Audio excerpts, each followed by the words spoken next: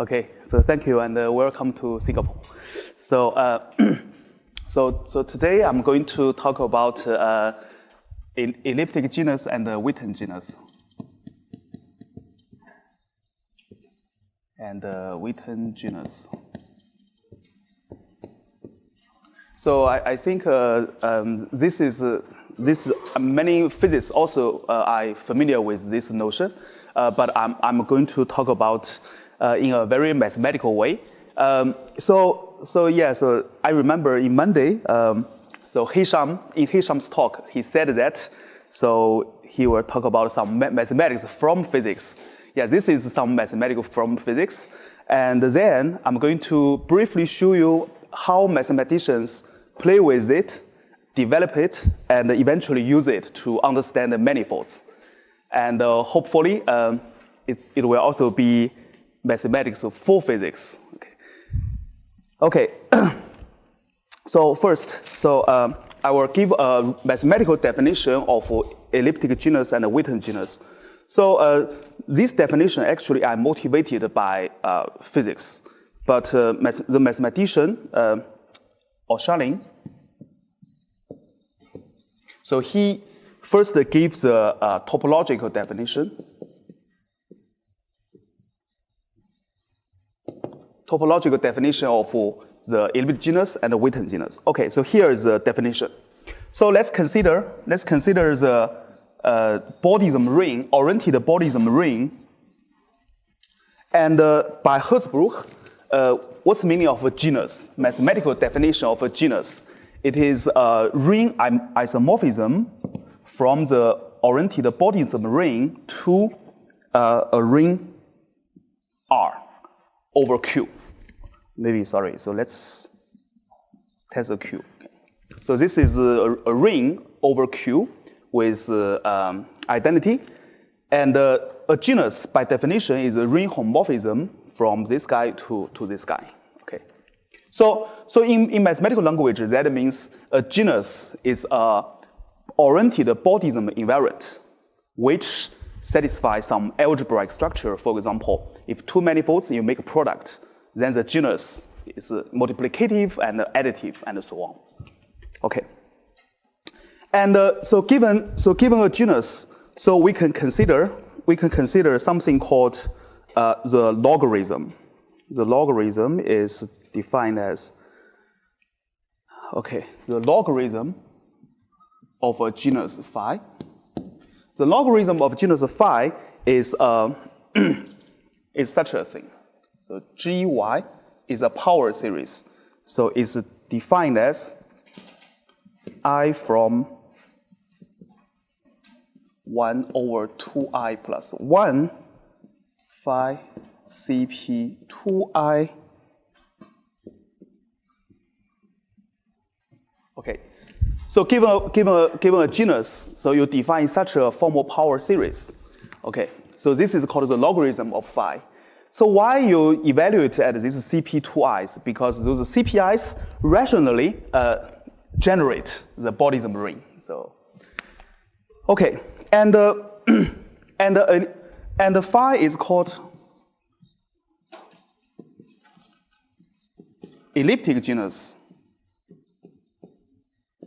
if this gy related to elliptic integral. So that is, if gy is equal to 0 to y,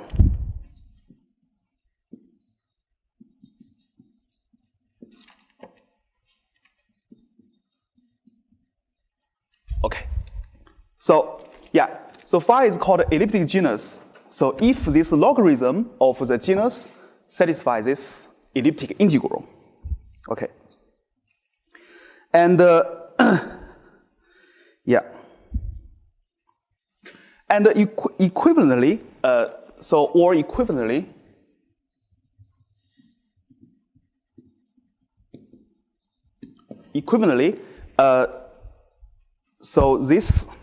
if you define Fy1, Y2, if you define it as G inverse Gy1 plus Gy2, So equal to y1 root of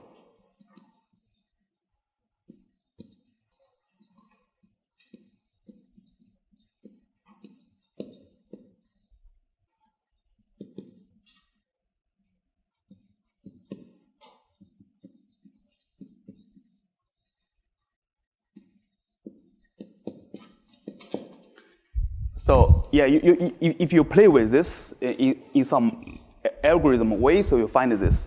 So then if you expand it, okay, so actually this is the formal group law of the elliptic curve, if you consider this elliptic curve.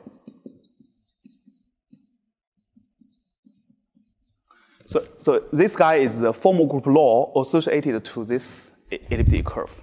Okay, so but this elliptic curve is not a smooth one, it's with cusps. Okay, with cusps. Okay, so so this is Shanning's definition of elliptic genus in a purely topological way. Purely topological way. Okay, and by the Hertzsprung theory, we know that a genus associated to certain characteristic power series. So that is give us the third definition of elliptic genus. So this is the first definition or this second, and the third definition is if you set f equal to G inverse, you consider the inverse of G, and then you consider such a power series. Consider such a power series. So this is a power series starting from 1. So because from here you can see that this GY starts from Y. The first term is Y plus higher terms, and then ZF take inverse. The first term is also Y. Okay, and then X over X, if you expand it, is a power series starting from 1. Starting from 1. Okay, then and suppose these xi's are the turn roots of the tangent bundle of the manifold complexified. Then the elliptic genus of the manifold M, so can be defined as suppose my manifold is dimension 4K. Okay. So then it can be defined as product I from 1 to 2K QXI. These XI are the turn roots. So and then this guy evaluate on M. Okay. Yeah. So this is the definition of by the. This is called the characteristic series of the genus. So actually, you can see that. So you can see that this F actually satisfy F squared equal to 1 minus 2 delta F squared plus epsilon. So this F satisfies this. Or in other words, in the characteristics of elliptic genus, this F and F prime parameterize this elliptic curve. Okay, elliptic curve. Okay, now we give 3 definitions of elliptic genus, and one way can show that in the elliptic genus we actually get elliptic. It's a ring homomorphism to maybe I.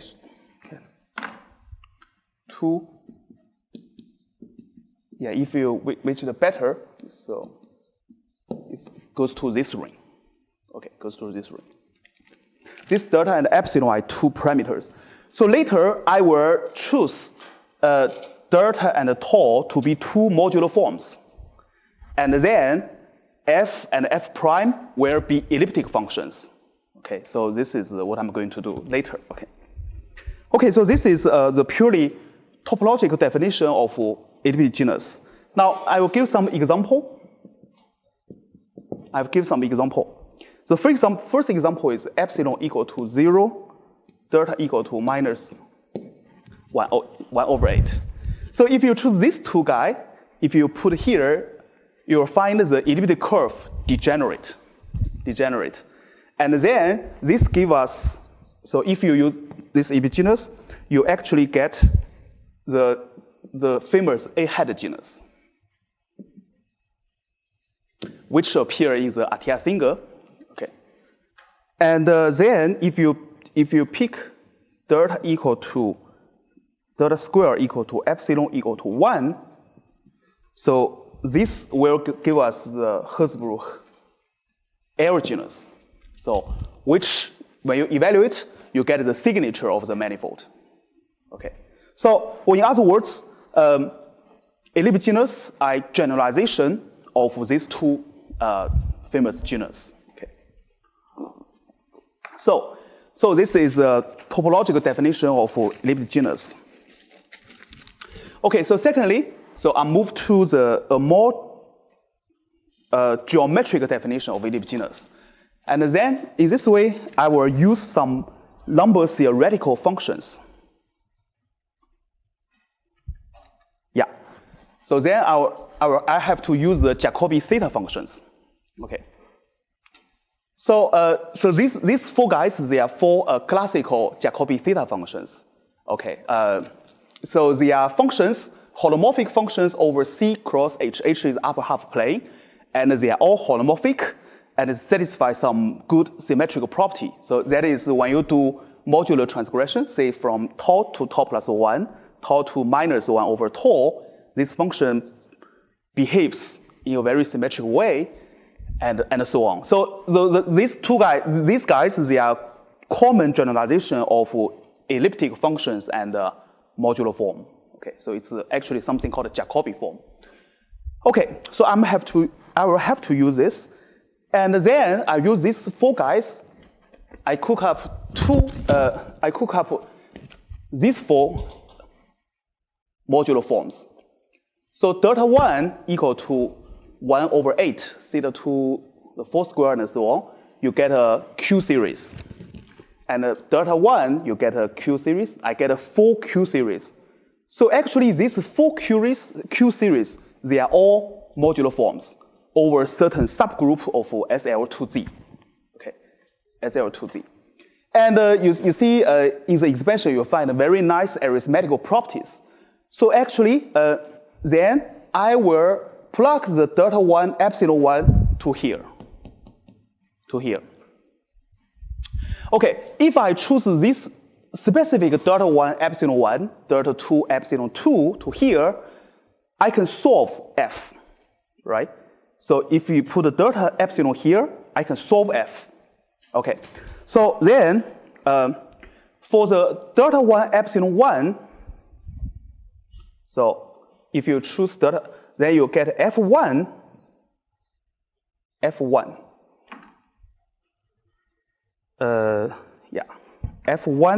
x tau will be F1 or F tau will be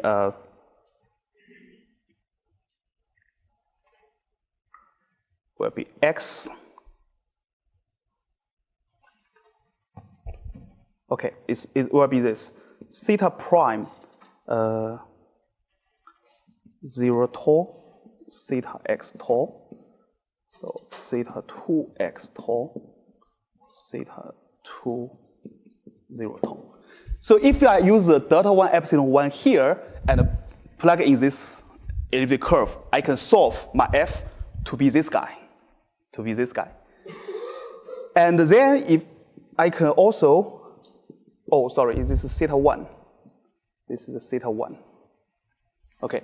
And then if you use the delta 2 epsilon 2, it will be theta prime, theta.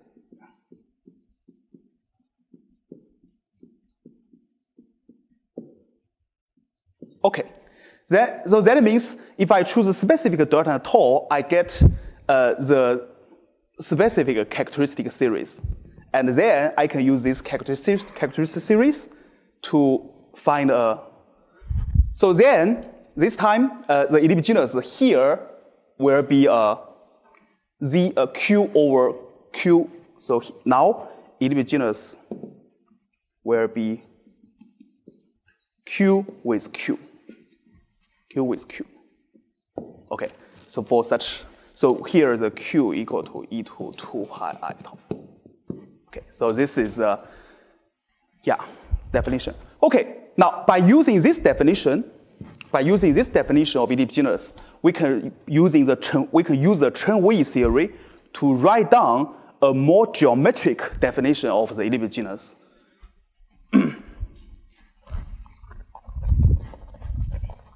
So now consider my manifold M, then choose a Riemannian metric on the tangent bundle and choose a Levi-Civita connection. Then we have the curvature operator, which is the square of the connection. It's the curvature operator. Then I can use that F1, F2, and combine the Chen-Wei theory to write down the elliptic genus by using this guy as this. The first elliptic genus correspond to F1 is defined as, you first plug the curvature operator into that theta function. So then you get theta 1 prime theta and theta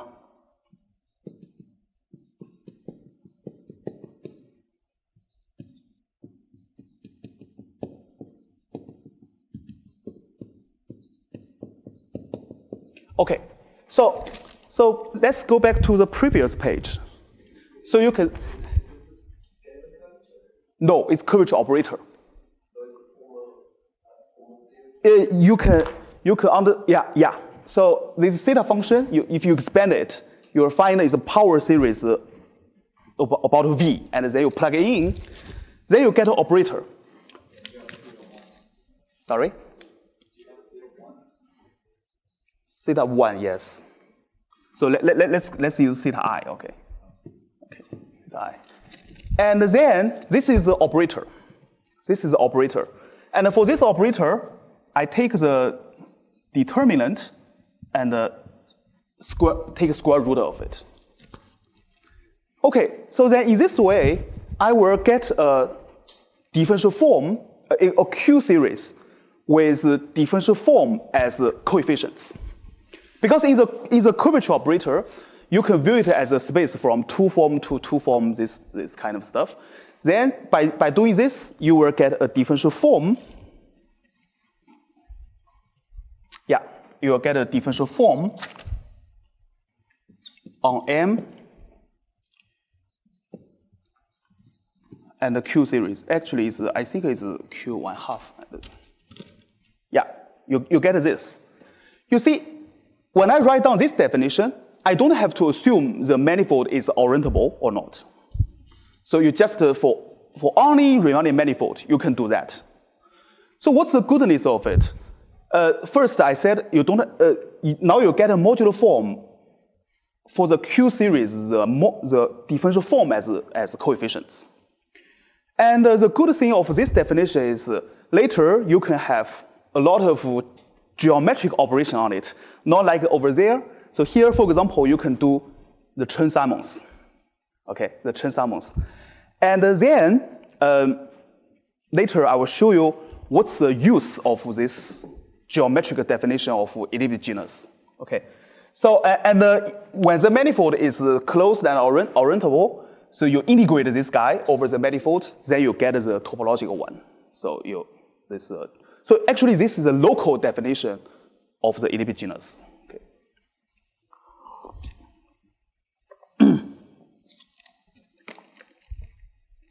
Okay, so this is a geometric definition. Okay. Now let me further assume my manifold is a spin manifold. then I can give a more analytical definition of the elliptic genus. So later I will combine all the strength of geometric definition and analytical definition to give some interesting application to understand the manifolds. Earlier you assumed that the dimension of the manifold is 4K. Yeah. So here I don't have to assume that. So it's for only manifold dimension I can do that. Yeah. Well, if it's not 4K manifold, it's 0. So, yeah. But here, this guy, it depends on which degree of the differential form you want to take out. Okay. For example, you take out the degree 2i, then this will become a modular form of weight I. Okay, so this is, yeah. So then this is, you have more flexibility for this local version of elliptic genus. Okay. Yeah, because only the top form gives that. Yeah, yeah. Okay, now, so I'm going to give an analytical definition of the elliptic genus. This makes sense only for even dimensional manifold? No, for all. For all manifold, I can do this construction. Even for all dimension? Yeah, I don't care about the dimension of the manifold now. I only cook up a differential form of the manifold. Curvature, two forms? Yeah, curvature 2 forms. So I should only see this as a form degree 4i forms. Yeah, so for all dimension, don't you get 0? No, it's a different. Yeah, not top form. Yeah, I don't take the top form. It's combination of all degree 4i forms. So you can take it over sub-manifold. Sorry? You can take it over sub-manifold. Yeah, exactly. Yeah. Yeah, if it's dimension 4K, then the top form of this guy, if you integrate, you get the topological one. Okay, so then here comes the analytical definition of elliptic genus. So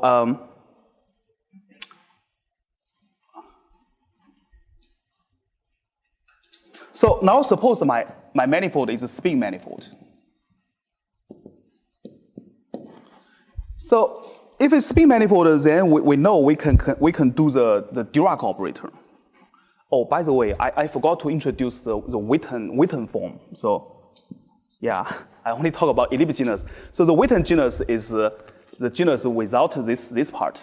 It's only this. So maybe I'll. So.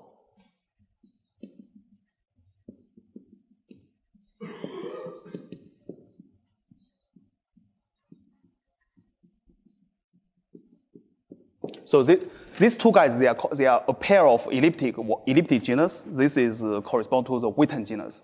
So we have 3. So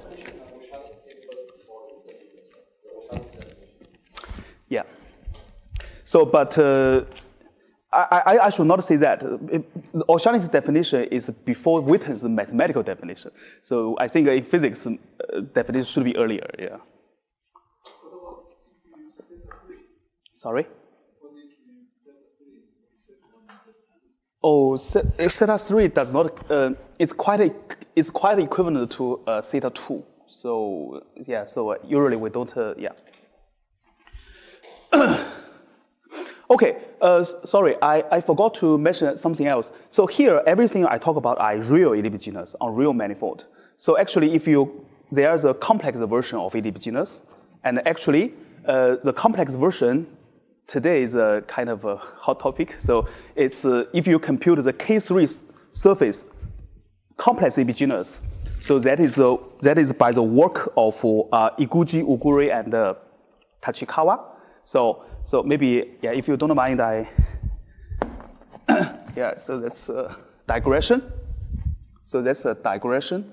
So in this talk, I concentrate on real one. So for complex one, the elliptic genus of K3 surface. For complex one, the elliptic genus is with 2 variables. Okay. So, sorry? Hyperkähler. I don't recall anything. Yeah, just complex. So, oh yeah, so here I should say, yeah, to answer your question, the real elliptic genus is a Bodism invariant, as you can see, is also a homomorphism invariant of the manifold. Because you can expand it by the polynomials of Pontryagin classes, so it's a homomorphism invariant of the manifold. And sometimes you can do even better, become homotopic invariant. For example, the signature, the degenerate version, the signature become homotopic invariant of the manifold. So it's, yeah. So for K3 surface, you can use the theta invariant to write down. It's summation I, theta I,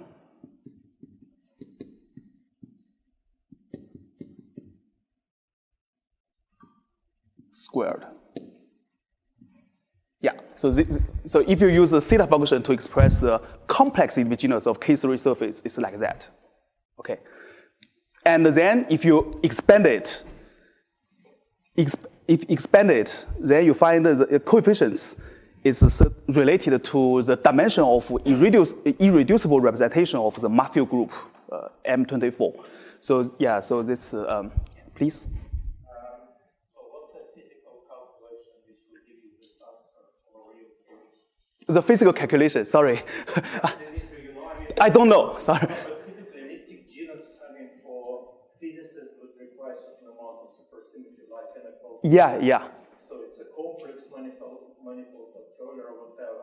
And then to get this formula, I don't know. Oh, I can give a later, I can show you the geometric definition for this complexity. I'm not asking for geometrical definition of this. I'm asking for physical definition of the written here. This one. The real case, right? Yeah.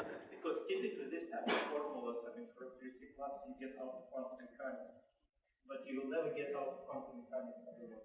So, you need string theory, but again, you need some supersymmetry. Yeah.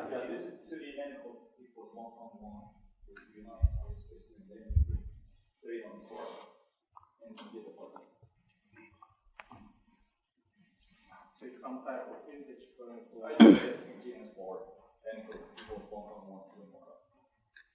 but it's physical, that's what I'm asking. You know, you need some type of twist or whatever. So, I mean, usual theory. It's on a flat torus.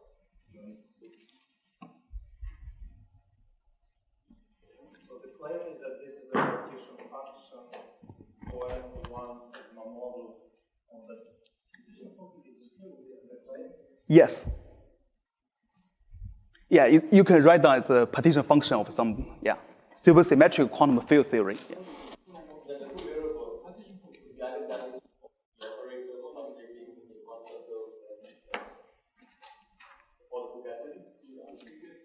Yeah, okay, so this is a complex one, but let's go back to the real one, okay.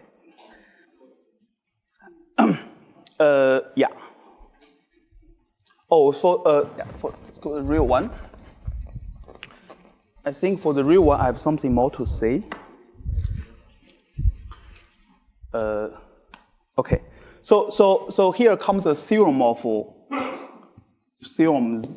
Zaghi. Okay, so he showed that the elliptic genus is a modular form of level 2. Yeah, so this first. So phi I is a modular form.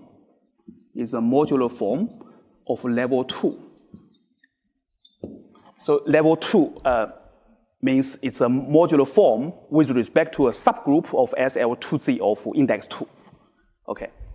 And secondly, so he showed that if P1 of the manifold equal to 0 rationally, the rational one, then the Witten genus is a modular form of level 1 on SL2Z. Okay, so the Witten genus is here. Okay, so he showed that. Okay, so such a manifold is called a string manifold. So I remember in Hisham's talk, you have a tremendous development of this string condition to like fibrine and so on.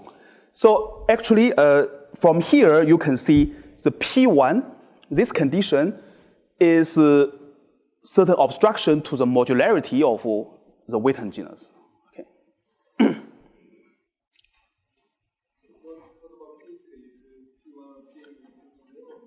K3. K3, you C1 equal to 0. You not P1. For complex genus, you require C1. Okay.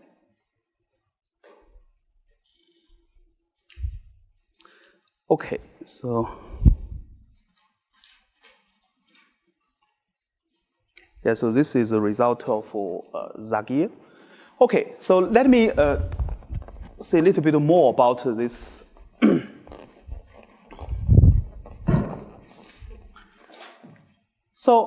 So actually, when the manifold is a spin,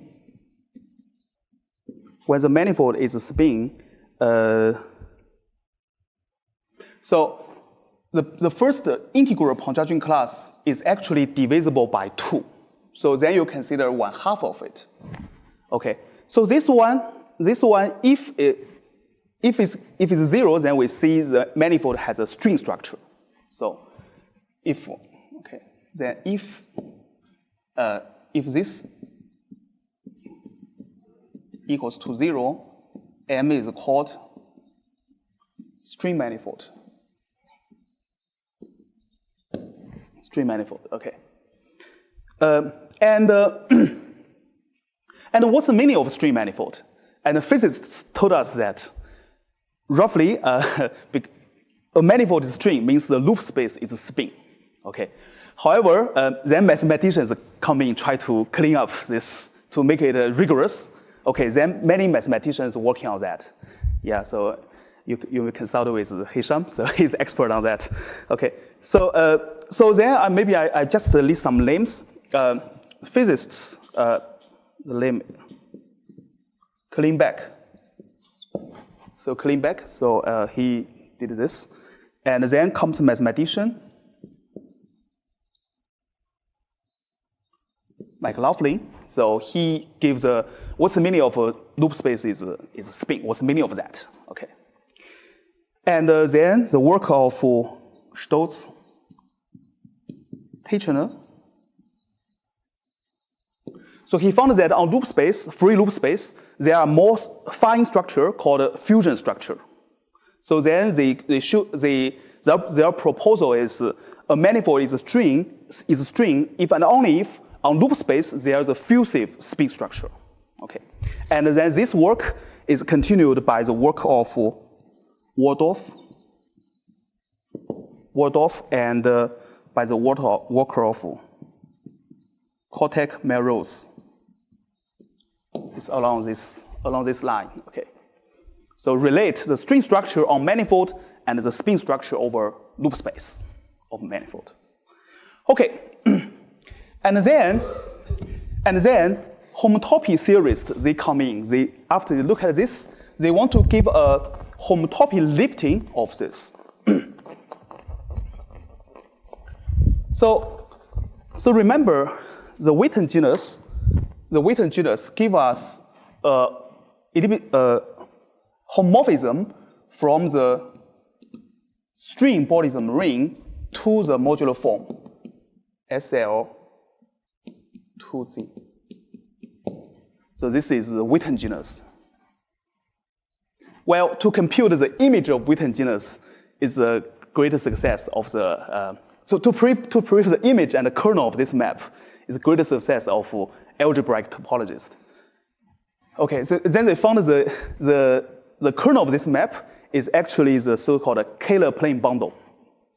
And they also identify the image of this map. So which means which modular form are geometric can be realized as the Witten genus of a manifold. Okay, then homotopy theorists want to lift this. They want to lift this to spectrum. As yesterday, Professor Gukov talked about TMF. It's come from here. So if you lift this to homotopy theory, this guy will be lifted to a spectrum, M string spectrum, the Thom spectrum of string structure. And then this side will be lifted to a spectrum TMF. So that is why this is called a topological modular form. Means this is a spectrum. If you take a homotopy group of it, give you the modular ring of modular form. And then they lift it to a map. They call this sigma orientation. And then for this picture, if both sides you evaluate at a point, and using certain map from pi n TMF, there's a certain map E to modular form. I mean, this sigma composed with E, when you evaluate at a point, give you the Euro-Witten genus. Okay, so this is a homotopy lifting. So this is a big theory developed by the school of Hopkins, Miller, and by Lurie. Okay, Lurie. Okay, so if you go along this direction. Okay. So this is the topological story. Now I will give a more analytical definition of elliptic genus.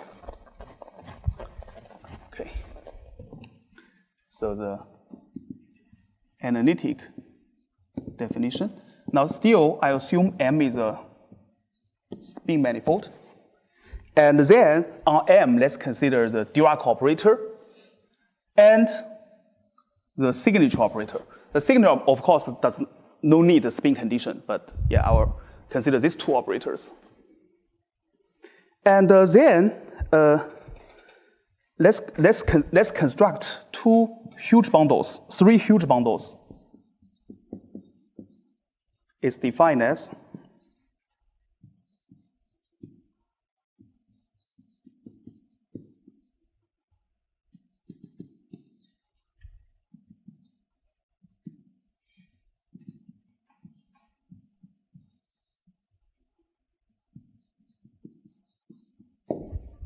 okay, so what's this? So this ST of a bundle E is a certain K-series operation. It is 1 plus T, E plus T squared, the symmetrical product of E and so on. And this lambda T is the exterior operation, is 1 plus T squared wedge E, wedge 2E, and so on. Okay, now you plug this T by Q. Okay, so there you plug in. So then what do we get? So what we get is a K-series of M with Q. This Q time means the reduced version. So that's the TCM minus the trivial bundle with the rank of this guy. Okay, the reduced version. And and then theta 2 TCM is as Qn, still similar part, so this part, and the tensor with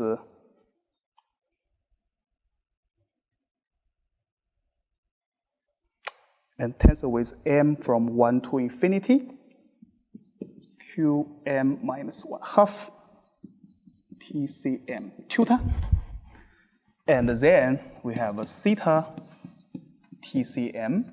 It's just this SQ and stuff. Q and stuff. Okay. So I produce 3 elements in KMQ. And then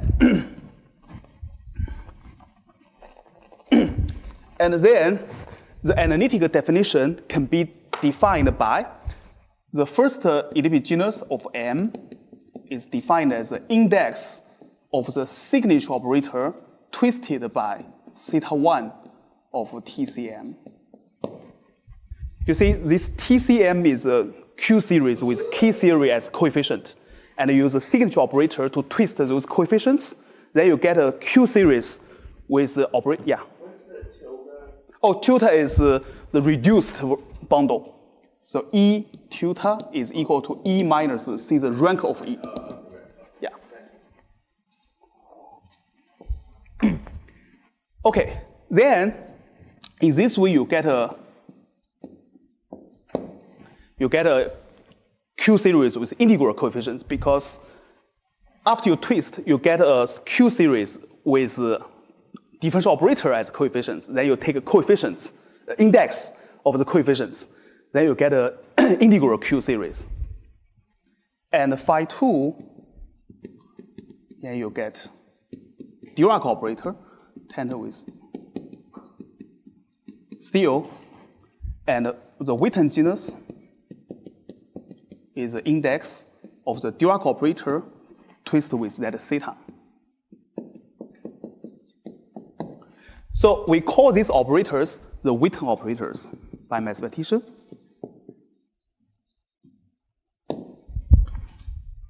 So why comes here?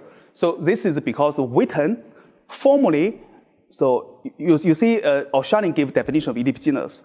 Then Witten interpret the elliptic genus as the equivalent index of a certain Harpasian, so the formal Dirac operator over loop space. Okay, so then why you find this kind of bundles? Because these bundles you can show that for constant loop, you consider the Fourier expansion, then you will find this kind of stuff. Okay, so yeah. But mathematically here is rigorous. So you construct this and then take index and so on. So what if you take technologies for K3 surface? Can you do that? Yeah, can. K3 surface.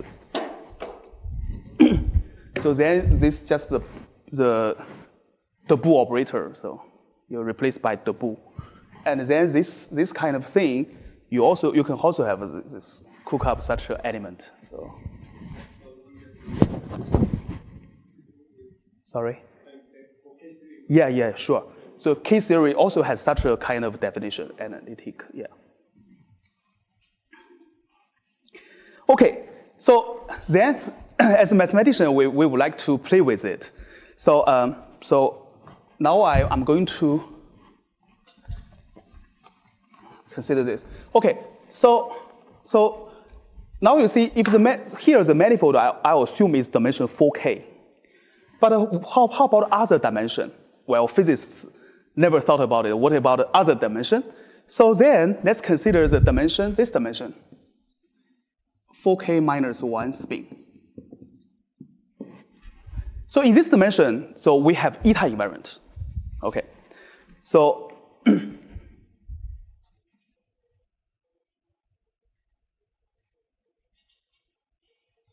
we have eta invariant. So actually we have Atiyah, Bott, Patodi reduced eta invariant.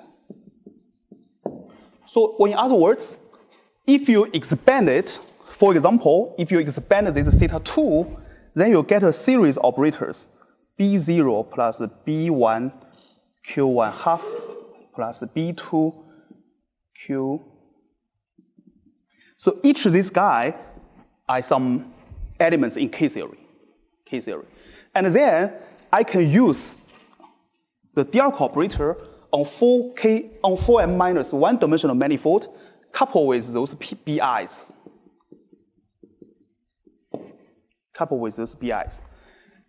Now this guy you cannot take an index because it's not Z2 graded anymore. You can only take the reduced eta invariant. And then you cook up a generating function. You take the sum. Okay, so this is not from physics, but mathematics, we want to generalize this picture, so we get this.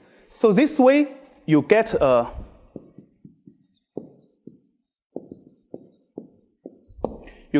Q series with R coefficient.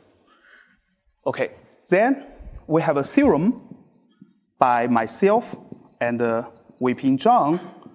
So we can show that this guy, let me call it elliptic eta invariant. Then we have a theorem showing that the elliptic eta invariant of M is a modular form, is a level 2 modular form. module out ZQ. Modular out ZQ. Okay. So because these guys, so this eta invariant, if you really depends on metric, but if you change the metric, then the eta invariant will jump. And to counter the jump is something called spectral flow. Okay, but if I module out this integral jump, so I'm left with some R series, I claim this is a level 2 modular form. Okay. So, so to prove it, we need several things. We first need the geometric definition of the elliptic genus by using the curvature stuff and the Atiyah-Bott-Patodi index theorem with boundary. And also, we need some theorem from algebraic topology, that is a spin manifold. If you multiply CP1 for enough times, it bounds. Okay, we need a certain theorem from algebraic topology and the geometric definition of eta invariant. But yeah, so okay. Now I want to.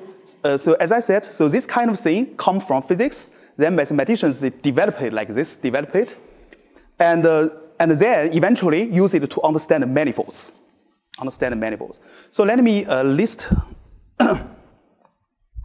a result of application in manifolds.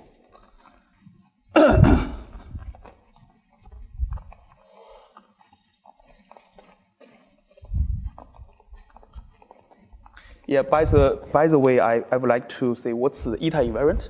So the eta invariant is defined as an L function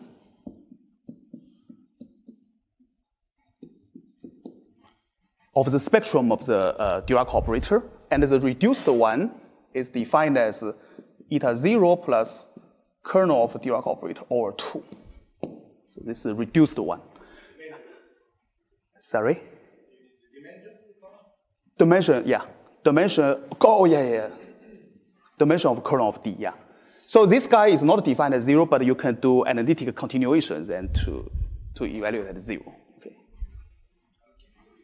Sorry? Is there an interpretation of this? No. No, this maybe it's interesting to physics, but this is a purely mathematical generalization of the story. Yeah. We don't know what's the physical meaning of the modularity of this generating function by using eta invariant. Yeah. By the way, this is 4k minus 1. If you specify to dimension 8m plus 1, so this is a subdimension of this, right? If you specify to this dimension, then the eta invariant become more 2 index of Dirac operator. Then that might be closer to physics. So it's more 2 index. So then each term become a more 2 index of the twisted Dirac operator. You take the generating function, there it become a more 2 modular form. So that is a modular form over the finite field Z2. Okay. So okay, now let's talk about some geometric application of it. So first, so suppose X is a manifold, suppose P is an elliptic operator, and suppose a circle acts on the manifold. So then, let me assume this P commuting with the S1 action. So then, I can define the equivariant index of P to be trace of G over kernel of P minus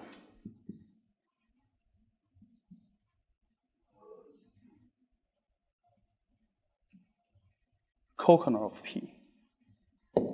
So then, in this way, you get a class function over the circle, Okay, then operator P is called rigid. If this equivariant index is independent of G. Okay, so elliptic operator P is called rigid if the equivariant index is independent of its constant, does not depend on G. This G, of course, is on the circle. Okay. And then Witten has a conjecture. Witten has a conjecture that these two operators are rigid. Okay. So, and later, Bott, Topps, and Liu, they prove this. So, say here comes a theorem of Witten, Bott,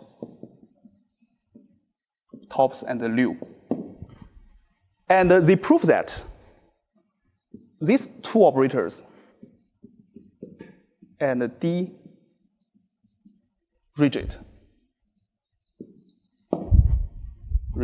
Okay. And especially the corollary is if you take the second term, the first term is D. The second term will be D coupled with TCM. So this operator, so I guess this often appears in string theory, is the Nanita string operator. This operator is rigid. So this is a corollary. I guess originally Witten makes this conjecture because he wants to study this kind of operator. Then he makes a conjecture. Then he proves, yeah. Okay, so this is one application, the Witten rigidity.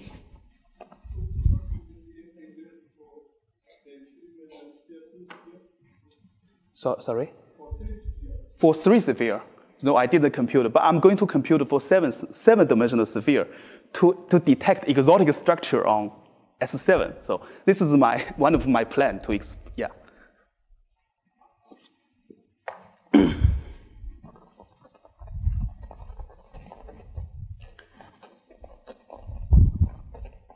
Okay, so the application, another application is the theorem by Liu. Actually, appendix by Dirac.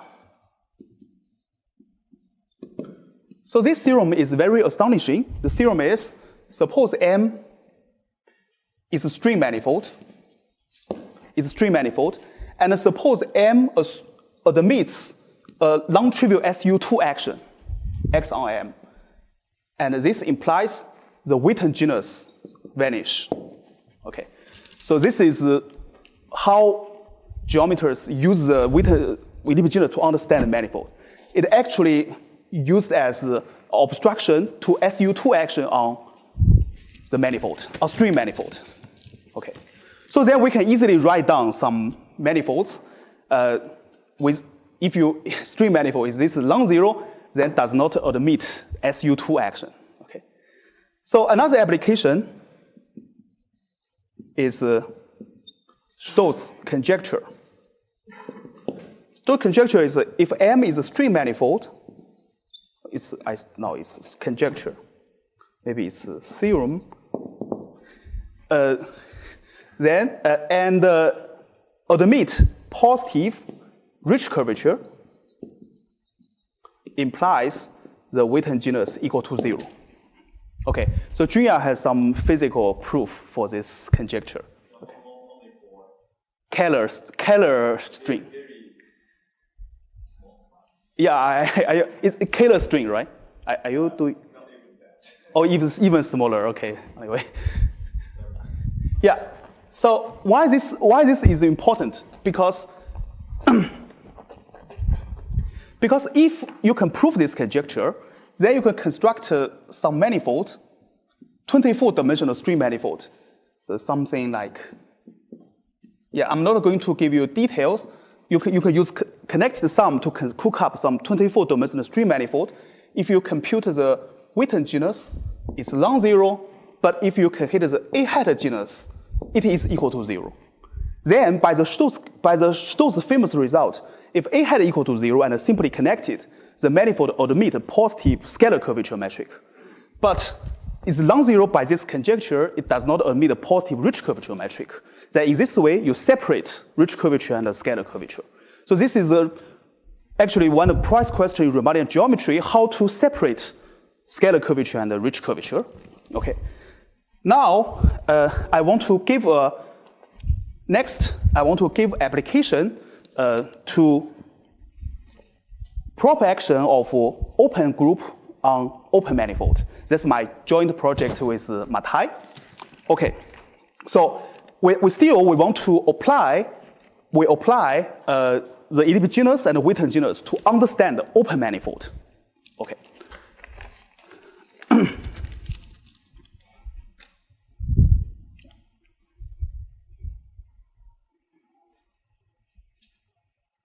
Okay, now suppose M is open manifold now, open. And then suppose G is almost the connected Lie group, might be open. And assume G acts on M properly, in a proper way. So it means we assume some condition for that. Okay, now this is our geometric basic setting. The thing is, can we adopt this story of elliptic genus and Witten genus to study this? Now the thing is, you see all the three definitions fail. The topological one, we don't have such thing. And the geometrical one, of course, you can cook up a differential form on M, which is a modular, but you cannot do integration because now it's open manifold now. And thirdly, you can use analytic definition, still consider this operator by take index. But now the index is not in the representation ring of G. You have to invent some K-series of C-star algebra to be the home of the equivalent index. Okay, so then this is the way how we do it. So under such a setting, we can construct something called a cutoff function. It's a smooth function with compact support of the manifold, such that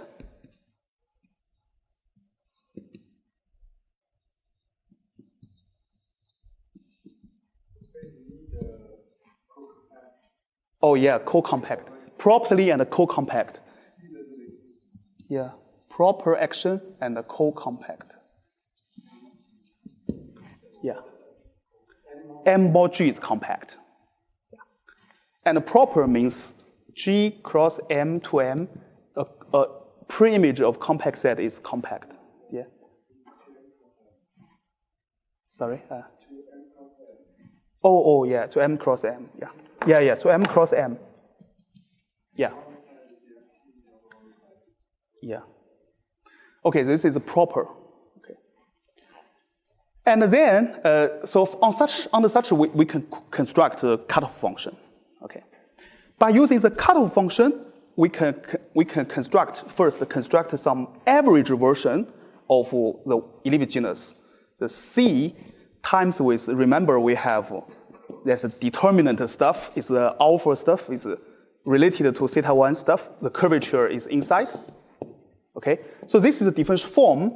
You cannot integrate over manifold, but multiply with the cutoff function, you can now. Okay, now similarly, you have C and the Witten genus. The Witten genus. Okay, now you get a 3 Q series with R coefficient.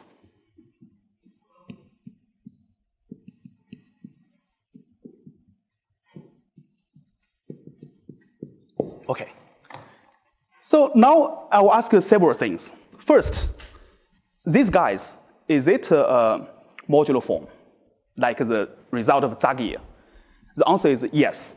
It's not trivial because when you perform modular transgression, you throw away some anomaly, then you have to handle it carefully. So that's a result of Matai and myself. So theorem.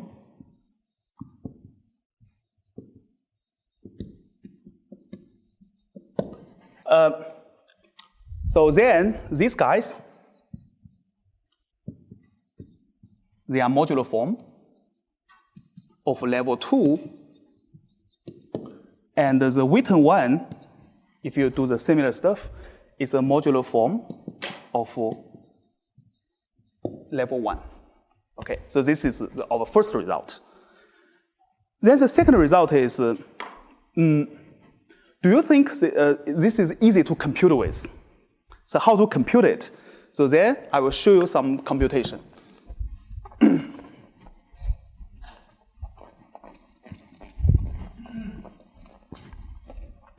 So example. So let's consider the projective space 4a minus 1. Okay, consider this projective space 2a minus 2l minus 1. And the circle acts on it in this way.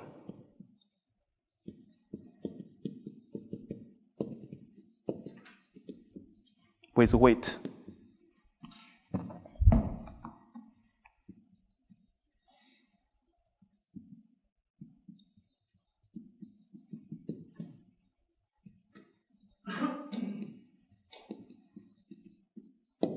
So then the circle acts on the projective space in this way.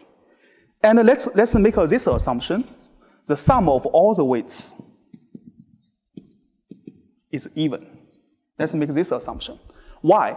Because I want the circle action preserve the spin structure on the projective space, okay, under this condition.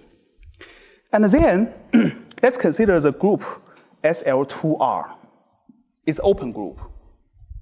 And S1 is a subgroup of it, acting on CP2M. So let's consider the twisted product. Okay, let's consider this manifold.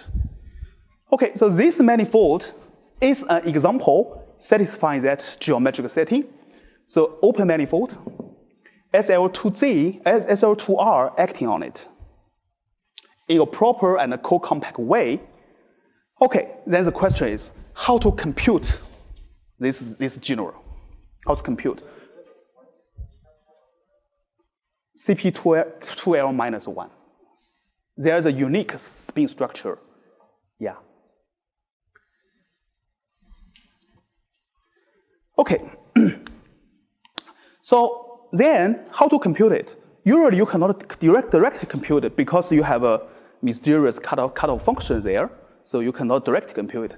But later, I'm going to tell you some analytical definition of it. Then you can see how to compute it. But now I will show you the result of the computation. So,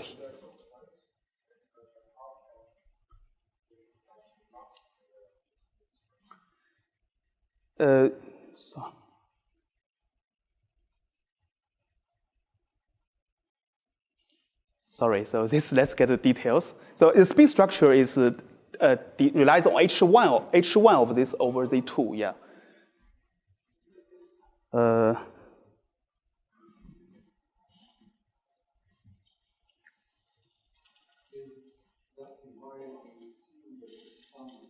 Okay, so yeah, let's see. The sum is even. Make sure you can lift the action to certain bundle or one. Yeah. So yeah, this answers your question. I should not say yeah. Okay. Then here's the computation. Now you consider this two variable series. It's a very alpha one, two variable series with lambda and a q. Okay. And because you assume the sum of AI is even, so it's not too hard to see that the above series for each qn give you norm polynomial of lambda with integral coefficients. Because here you can see you have some as minus aj over 2 stuff, but because the condition of the summation is even, when you expand, you will find for each coefficient of q to n, it's a norm polynomial of lambda with integral coefficients. Okay. So this is the thing. And remember, what we should get is a Q series without a lambda, right? But this is with two variable. So then, now in the series, I replace each lambda to n by minus n minus 1 absolute value. Then I actually get a Q series with integral coefficients. Okay. So this Q series is the Witten genus, of this manifold. This manifold, okay. Does this depend on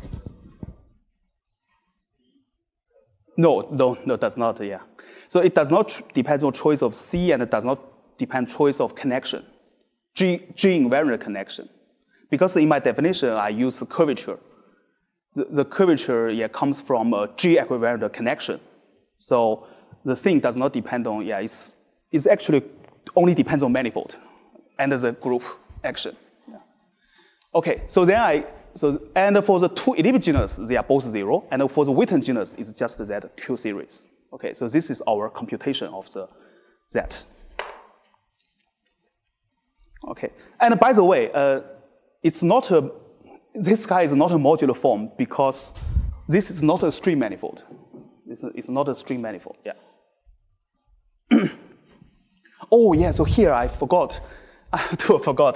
So here I have to assume it's G equivalent string, yeah. Yeah, so I forgot to assume that, but that is not string, so.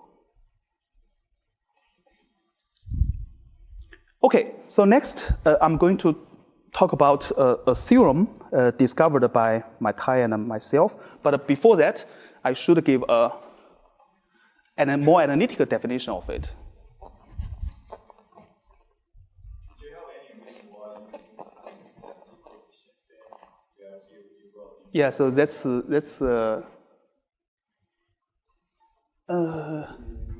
yeah, so. Yeah, yeah, so that's we need the analytic stuff. Yeah, so from the geometric stuff, you cannot see it. Yeah, so for example, even in the compact case, if I use Z to define, it's only something with Q coefficient. Only when you know it's the index of something, it's Z coefficient, this kind of stuff, yeah. Okay, so the analytic definition. So first I define the equivariant, G equivariant elliptic genus. So under that setting, I define it to be the equivariant index of the signature operator twisted with this theta 1. So this is defined in the reduced C-star algebra of G, the K-theory of it, with so I first define that. And then I define the second one. So that is the Dirac operator with the theta 2 in the same thing. And then the Witten one.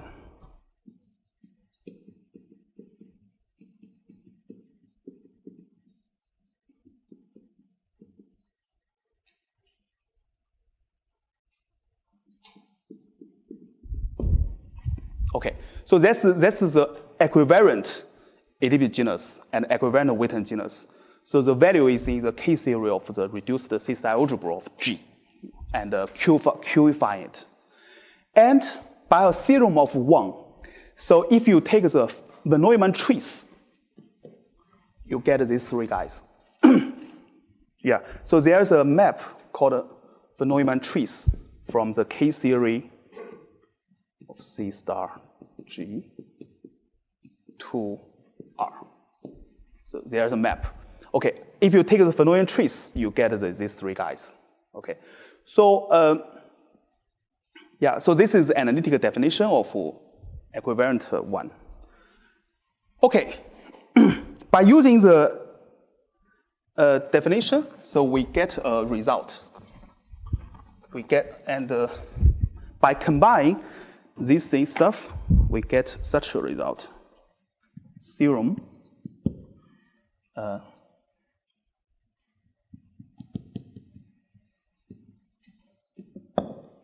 So theorem, suppose,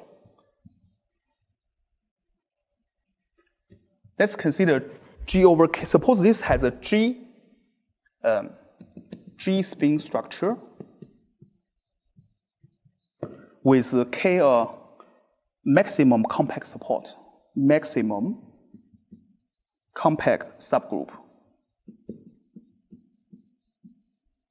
Suppose I can find a maximum subgroup K of G, such that G over K is has a G spin structure, and also I assume K is SU2 dense. Means the SU2 is a subgroup of K. So this is easy to verify because if K is a non-abelian group, it must contain a SU2 there. Let me assume SU2 is a conjugate dense in K, means the conjugate class of the SU2 subgroup covers the whole K. Okay. So then, under these two conditions, also as a Euler, we assume M is a string. Then I will get the average Witten genus vanish. Okay. So this is also serve as an obstruction to certain group action on manifold. So actually we can do more. We can prove this equivariant Witten genus vanish. And then taking phenomenon trees, we get this geometric definition of Witten genus vanish. Okay. So this generalized known result of Hawks and Matai.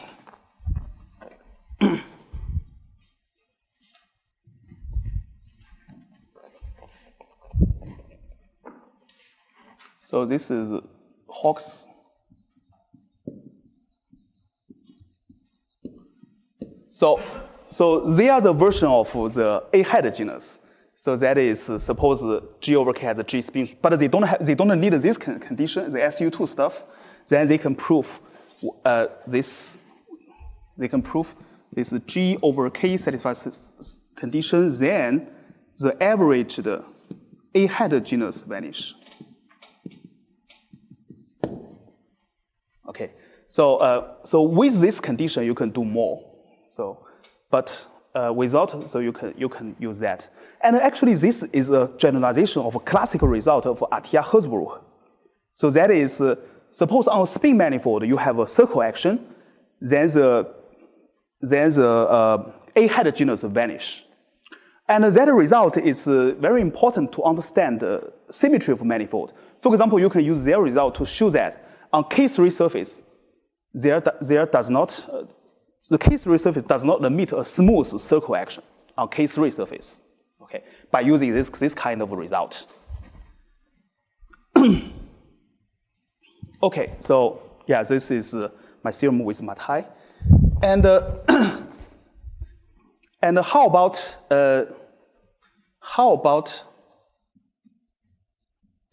so we have so later. So because here we only study the Witten genus, how about the elliptic genus? So the elliptic genus, so I also have some result with Matai. That is called rigidity.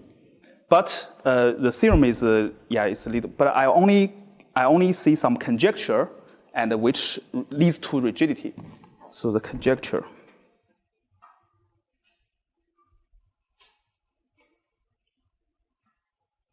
We only have a conjecture for rigidity. So that is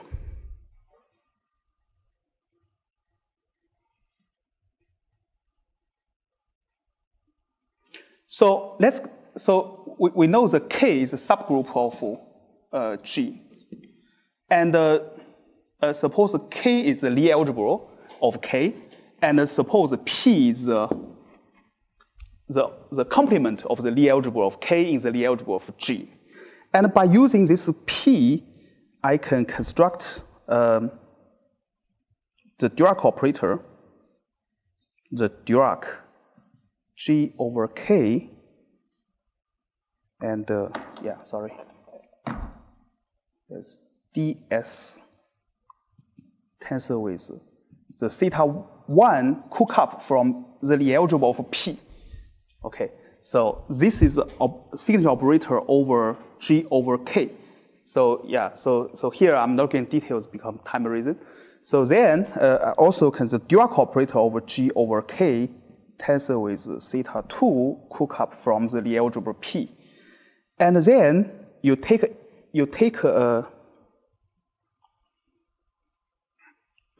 so this here there's something called a Dirac induction. So that's induction from K to G. So then you get an element over there.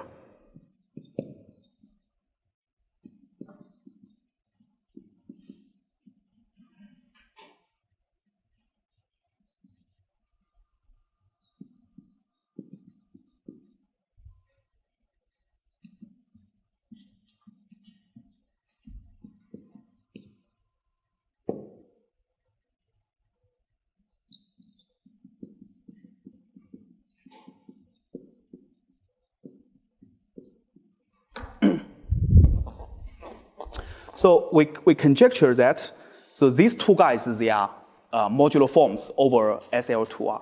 So you see, usually you cannot consider modular form because the coefficient is here. But our conjecture is for this guy, if you tensor with reals, so it becomes modular form. So we call this loop Dirac induction. Okay, so what is the induction? So here is a induction. So there's a RK Q series. There's a induction from K to G to K star CR star G. Okay, so this is a map from the representation ring of K. Oh, so there's no Q here, no need. Okay, so this is a Dirac induction. And then you Qify it. You Qify it, then you get a loop of G. Then you cook up two series here, and we conjecture that after tensor with reals, so you get a modular form. So actually that is so it's here. So the idea of proof of this relies on something called quantization commutes with loop Dirac induction. So originally we have something called quantization commutes with induction. Yeah. So it's this picture. It's the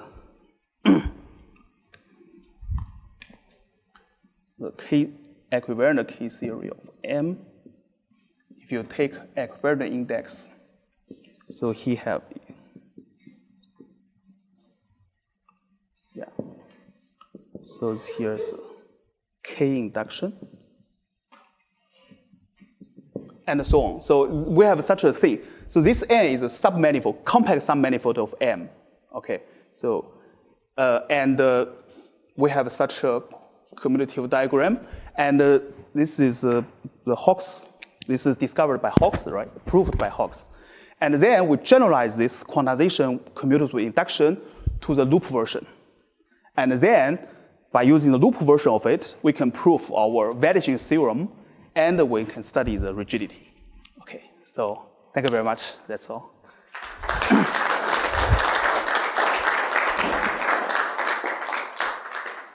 Any questions from today? Hi. I think Weber has calculations of the genus for symmetric spaces, probably in the compact case. Yeah. It sounds like a generalization to that. Yeah, but it's still compact. Yeah, yeah. For non-compact, so we actually need a theorem of Matai, Guo, and Wang. So to only this is not enough. We need one more theorem of Matai to compute it. G spin structure means the G equivariant spin structure. Yeah.